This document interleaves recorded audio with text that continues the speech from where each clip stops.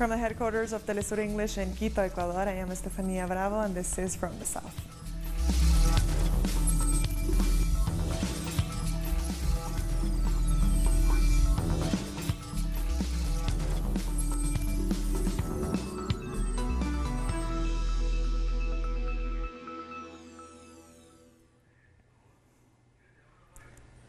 Brazil's federal police are asking that corruption charges be brought against President Michel Temer.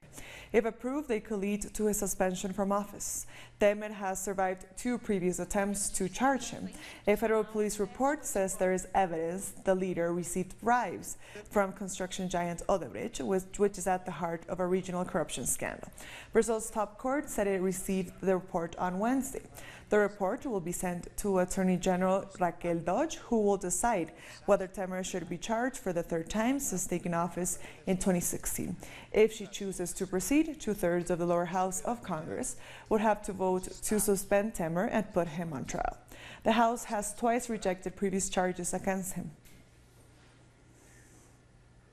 Fernando Haddad, the running mate of Brazil's ex-president Luiz Inácio Lula da Silva in the upcoming election, has been campaigning at a Volkswagen car factory outside of Sao Paulo. He is defending himself against corruption charges. I've given my position about Alckmin in this regard.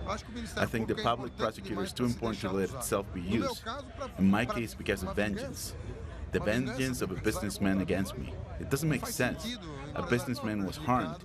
It shouldn't be allowed that institutions are used for electoral ends. The public prosecutor of Sao Paulo is accusing vice presidential candidate Haddad of bribery. He is a former mayor of Sao Paulo. The Workers' Party says this is part of a political persecution campaign against their candidates. And a group of Venezuelan migrants will return home from Quito, Ecuador on Wednesday, thanks to the Return to the Homeland program. So far, 185 people have returned from Brazil and 89 from Peru. Another plane is expected to arrive in Caracas from Peru on Saturday and from Argentina on Monday. Around 90 people are boarding a flight in Quito, waiting to head off to Caracas. I'm happy to go back to my country, because it didn't go that well for us here. And I need my house and my country to be okay. I am very happy to go back to Venezuela, to my country, to my house with my family. It really is indescribable, the stories that you hear here, and the support of the Venezuelan embassy and the people from Ecuador. I am very grateful. This is a unique opportunity. I have learned a lot. I left my country because of bad influence, but I have learned now. 90 Venezuelans in Quito are awaiting their flight as we speak, and our correspondent Denise Herrera is at the Mariscal Sucre International Airport with them. We are going live to her now. Hi Denise, are you there? Welcome back. So can you tell us? Yes. So can you tell us about the journey of the Venezuelans with you? How did they get to be traveling back to Venezuela? Hello, yes, we are still at the Mariscal Sucre Airport where around 90 Venezuelan people are leaving today Ecuador. This was a really difficult day because they were leaving they were sharing many testimonies about their life here. They are also, as we can see behind me, they are the last passenger are boarding today and leaving Ecuador. It was a very emotional day with these people. They are very happy to have the possibility to return to the country now. Denise, did they tell you why they are leaving Ecuador? Yes, we hear many testimonies about these experiences here. They say that they share several situations of xenophobia and labor exploitation. They say they didn't have the possibility to find work here, and also they say that they missed so much their families, and they say now they are very thankful with President Nicolás Maduro to have the opportunity to come back to their country, to Venezuela finally. Now Denise, one last question for you. Will there be more flights from Quito to Caracas in the coming days? Yes, in the afternoon, several Venezuelan authorities said that it's possible to flights will leave Ecuador in the coming days. So we have to wait if it's a possible idea to several Venezuelan people will leave Ecuador in the coming days. So we have to wait for this response. Denise, thank you so much for your information. That was our correspondent, Denise Herrera, live from the Mariscal Sucre International Airport. More news now. The Venezuelan embassy in Ecuador will create a special commission to assist more migrants in their applications for the Return to the Homeland program. The commission will also help their citizens deal with attacks against them. A group of 90 Venezuelans are due to return to Caracas this evening. We are confident that 70 to 80% of the migrants are going to return as economy will recover. Anyways, we want to denounce an international campaign aimed at presenting migration as a humanitarian crisis. A humanitarian crisis means war, general famine, or persecution. That is not the situation in Venezuela. Venezuela is dealing with an economic war. We're suffering attacks against our economy. We also want to denounce the xenophobia promoted against our migrants. Venezuelan migrants who have been spending time in Ecuador have criticized xenophobia and their poor living conditions. Many more, in addition to the people we just saw leaving the country, are ready to return home. A makeshift camp to the north of Quito currently houses nearly 50 Venezuelan migrants. This number varies, and many of those here wish to return home. They can't find work and living conditions are poor. The idea of a better life for them outside of Venezuela, an idea sold by the mainstream media, has turned out to be a lie for many. This is why we have decided to return home, to fight and move forward in Venezuela. Their situation becomes more complicated when there are children involved. Eneida arrived at this camp 10 days ago. She traveled with her 5-year-old daughter, leaving the rest of her children back in Venezuela. I have children back home. I can't stay here in these conditions. I brought my little girl because she's the youngest, but having her here is too difficult. Sadly, xenophobia is a real issue in a country that's supposed to have its doors open for migrants. There's a constant media bombardment against migrants, which paints Venezuelans as people who are coming to take something away from Ecuadorians. Ecuadorian society has started to react to the false idea that unemployment, poverty, and other social ills are caused by Venezuelan migrants. And yet, intolerance is being fought by Ecuadorians who recognize xenophobia. We are defending the freedom of mobility for all people. We are all related, regardless of where we come from. As many start to defend the rights of Venezuelans to freely move through the country, many of the migrants are ready to return home. In the next few hours, a plane will arrive in Quito to repatriate nearly 100 Venezuelans as part of President Nicolás Maduro's Return to the Homeland plan. And dozens more migrants in Peru have also lined up outside the Venezuelan embassy to apply for their return to the homeland. Our correspondent in Lima, Jaime Herrera, tells us more. People keep lining up outside the Venezuelan embassy headquarters in Lima. These Venezuelan migrants want to apply for the Return to Your Homeland program. They have different reasons to get back home. For instance, many say they have suffered xenophobia, poor work conditions. They've even been victims of human trafficking. Now they need to do an interview in order to be selected for the different flights organized by the Venezuelan government. Meanwhile, more and more people continue to arrive here to apply. Thank you, Jaime, for your report. And the Organization of American States is holding an extraordinary meeting to discuss Venezuela. Venezuela says this is just the latest attempt at intervening in the country's affairs. Representatives from the International Organization for Migration and the UN High Commissioner for Refugees are also expected to meet. And Foreign Minister Jorge Arreaza will speak at the UN Human Rights Committee on September 11th. Arreaza will appear at the UN as it is said the Lima Group is pushing for a resolution to be passed against the Venezuelan government. The Foreign Minister could also meet the new High Commissioner for Human Rights, Michelle Bachelet. Guatemala has banned the head of the Commission Against Impunity, Ivan Velázquez, from entering the country. President Jimmy Morales expelled the UN mission over the weekend. According to Morales, the head of the commission is, quote, a threat to national security. The decision to expel the Commission Against Impunity has sparked protests. Social organizations have criticized the president for trying to derail the corruption investigation involving him. And the ELN has freed 3 soldiers in an attempt to restart peace talks with Colombia's new government. The 3 soldiers were detained by the ELN in early August. On Tuesday, the insurgent group announced that it would release the detained in an effort to resume peace talks with the government. And a military airplane belonging to the U.S. will be tested in Ecuador. Ecuador's Vice Minister of Defense, Diego Gomez, has announced the test will start on Thursday. Gomez says the operation will increase the coordination of both countries in the fight against crime, but critics say Ecuador is giving up its sovereignty. We'll be back very soon. Stay with us.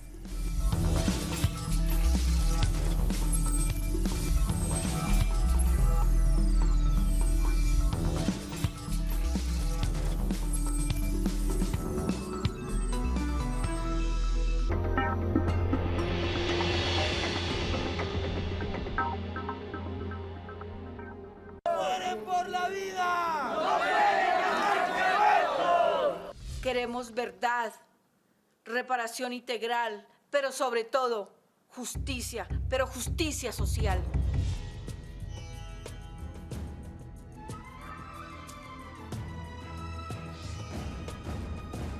How many ways there are to tell a story?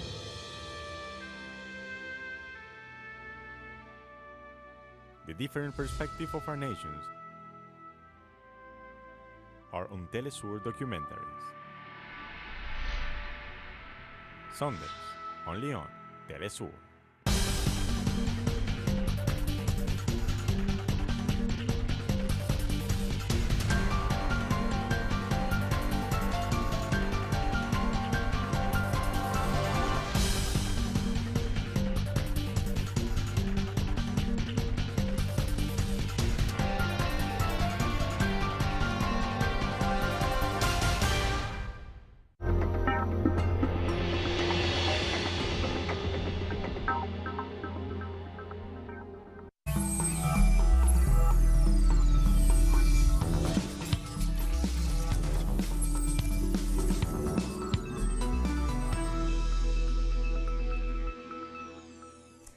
Welcome back. The UN Security Council, Russia, and China have demanded that the U.S. respect for the sovereignty of Nicaragua.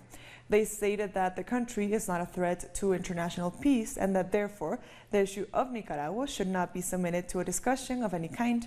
They demanded respect for the nation's self-determination. Paraguay has announced it will move its embassy back to Tel Aviv from Jerusalem. Paraguay's Foreign Affairs Minister made the announcement a little more than 3 months after the embassy was transferred to Jerusalem. Paraguay's new president, Mario Abdo Benitez, took the decision, citing his desire to contribute to peace in the region. Paraguay wants to contribute to the intensification of regional and international diplomatic efforts in order to achieve a wide, fair, and lasting peace in the Middle East. And soon after the announcement, Israeli Prime Minister Benjamin Netanyahu ordered the closure of Israel's embassy in Paraguay. A statement from his office said on Twitter that Israel views with utmost gravity the extraordinary decision by Paraguay, which will cloud bilateral relations. State workers have been demonstrating in Argentina's capital, Buenos Aires, in support of those fired from state news agency Telam. Our correspondent in Argentina, Edgardo Esteban, has details. The state workers are supporting the people who were fired from the state news agency, Telam. The press unions are also mobilizing in Buenos Aires to bring awareness to the difficult situation that those fired are suffering. 357 workers were dismissed more than 2 months ago, meaning 40% of the agency's collaborators. There are still no answer from the government of Mauricio Macri. Demonstrators are asking the Federal Secretary of Public Media to respond. 5 people have been reincorporated, but they want to negotiate others to have the same opportunity. People reach the headquarters building of Telam, and they will continue with their struggle until they receive answers from the authorities. And hundreds of Argentinians have also protested against the government decision to cut the budget for the health ministry. Health workers, union members, and political and social organization members protested outside the health ministry in Buenos Aires as part of the ongoing austerity push. The government closed down 11 ministries and cut spending on public policies. We are here demanding that the Argentine government gives us back the Ministry of Health. People who are suffering from chronic diseases can't live without a ministry. People with HIV, we need to have the guarantee of having antiretroviral in the country. And Argentina's peso has gained more than 1% and financial stocks surged on Wednesday. This comes just after government officials were in Washington seeking emergency funding to stem the economic crisis. Argentinian Finance Minister Nicolás Dujovne met the head of the IMF, Christine Lagarde, in Washington on Tuesday. They were expected to talk about new conditions for the fund to speed up payments on a $50 billion deal, but Dujovne didn't provide many details, but said they are hoping for an improved bailout loan in the second half of September. President Mauricio Macri has been accused of abuse of power over the agreement he signed with the IMF. Macri and his ministers are accused of violating the Constitution by not seeking congressional approval for the law. The state prosecutor presented the case in court and said that this is now up to the judiciary to rule if it will suspend the IMF agreement. The purchasing power of retirees in Argentina has dropped 30% since Macri took office in 2015. A report from the National University of Avellaneda found the austerity measures and the currency devaluation could be responsible. Retirees are now earning around $150, close to what they earned during the economic crisis of 2001. The national dialogue is underway in Honduras to resolve last year's controversial presidential election. The talks are beginning after 9 months of failed attempts. A United Nations representative says each side is equipped with delegates committed to international mediation, and each committee is expected to present solutions at the end of the dialogue period. Guyana's teacher strike is in its third day. Since Monday, students have been turned away as teachers fail to show up for classes. Teachers again gathered in front of the Education Ministry to continue protest action. They're asking for a 40% wage increase, which the government says it is too expensive.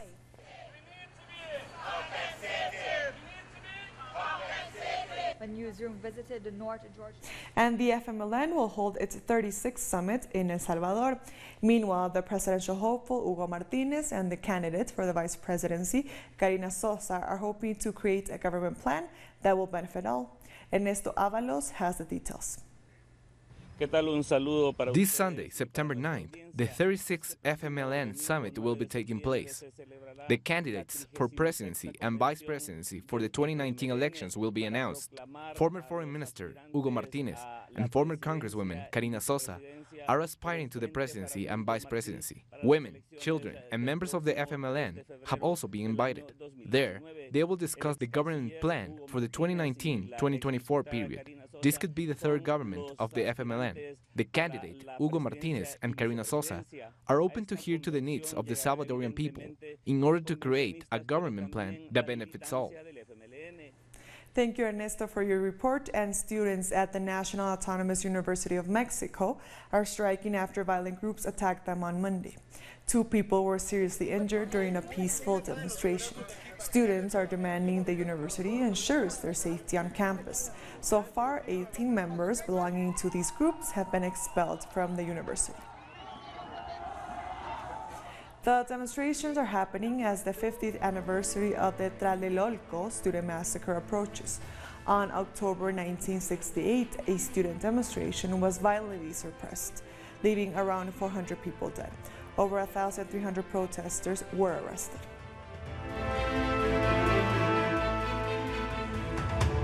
And to mark International Indigenous Women's Day, Colombia remembers the key role its ancestral matriarchs played in the country's peace-building process. However, the day also calls attention to the numerous human rights abuses still endured by indigenous women. The blending of Colombian and Caribbean folk rhythms, songs performed with the unmistakable stamp of their own native languages, It's the musical intro to conversations about the significant contributions Indigenous women have made. Yet today, many still face social exclusion and sexual abuse. Since the conquest, they first touched the indigenous women. It was for sex, and they took them away from their men, their families, and then they went after their native languages. This was a way to violate women's rights. Indigenous women still lack opportunities, forced displacement, and sexual violence. Their fundamental rights to education, health, and even life itself are often denied. A growing number of indigenous women arrive in cities and in municipalities without food. Their children suffer. Many die. 4 indigenous women leaders have been murdered in 2018. The situation is grave. The government is not paying attention to these issues and they're not ensuring our safety. Despite adversity, Indigenous women will continue the struggle to defend their lives, their territory, and their ancestral knowledge. They also strive to protect Pachamama, or Mother Earth, and the construction of peace in Colombia. We'll take a short break now. Join us again after this.